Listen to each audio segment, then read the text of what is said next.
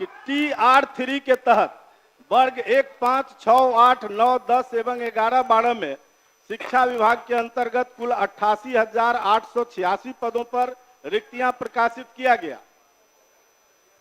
इसमें से महोदय मल्टीपल रिजल्ट जिसका आया है उसके बदले एक एक रिक्ति पर 2-2 रिजल्ट आ गया, 3-3 रिजल्ट आ गया। तो क्या उससे जो रिक्ति फिर बनी है उस रिक्ति के लिए महोदय क्या महोदय 15/1/25 के जारी प्रपत्र के आलोक में अध्याची शिक्षा विभाग क्या अध्याचना कर सकती है कि उनके जगह पर उन लोगों की फिर से बहाली हो जाए?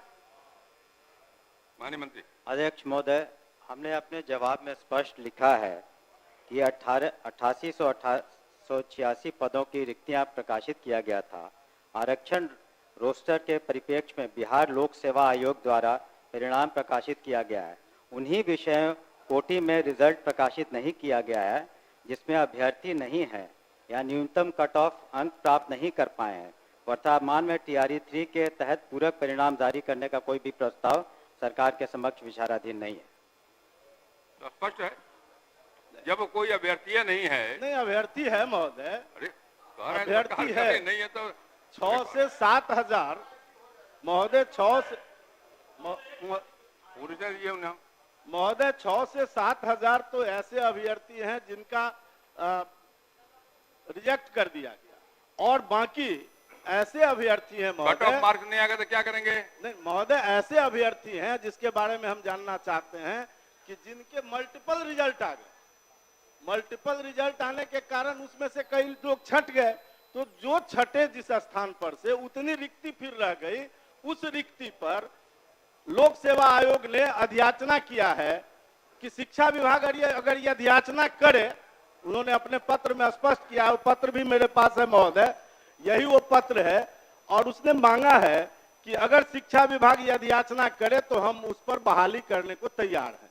तो क्या शिक्षा विभाग अध्याचना करना चाहती है? माननीय मंत्री। सीधा जवाब भी है कि तत्काल उस पर कोई हम लोग विचार नहीं कर रहे हैं। धन्यवाद। क्या बोलिए? ये जब विज्ञप्ति आई थी महोदय तो उस समय अभ्यर्थियों से प्राथमिकता लिया गया था। आप 1 to 5 में जाना चाहते हैं, 6 to 8 में या 9, 10 में प्राथमिकता देने के बावजूद एक अभ्यर्थी का 3-3 जगह रिजल्ट दिया गया है और ये सदन को गुमराह किया जा रहा है कि कट ऑफ के अंदर लोग नहीं आए। कोई गुमराह नहीं करता। बल्कि महोदय वो सब पब्लिक में है महोदय, कट ऑफ इक्वल, जो कट ऑफ आया है उसके इक्वल मार्क्स रहते हुए भी केवल एज के चलते हजारों की संख्या में विद्यार्थियों का चयन नहीं हुआ है। इक्वल नंबर है लेकिन एज के चलते इनको बाहर रखा गया है। कुछ लोग 1 नंबर से हैं, सब मिनिमम एलिजिबिलिटी पॉइंट से ऊपर वाले बच्चे हैं। इसीलिए सरकार ने TRE1 में सप्लीमेंट्री रिजल्ट दिया भी था। पूरा क्या आपका? सरकार TRE1 की तरह रिक्त पदों पर सप्लीमेंट्री रिजल्ट नहीं देने का विचार क्यों कर रही है, क्यों मना कर रही है देने से, ये हम जानना चाहते हैं। हम लोगों ने इस पर विचार किया था और जो BPSC एक इंडिपेंडेंट कमीशन है और वो अपना निर्णय लेता है, और जो निर्णय उन्होंने शुरू में एक बार प्रकाशित किया कि बाद में किसी तरह का उन्होंने जो भी मानदंड रखा था उसी के आधार पर रिजल्ट निकला।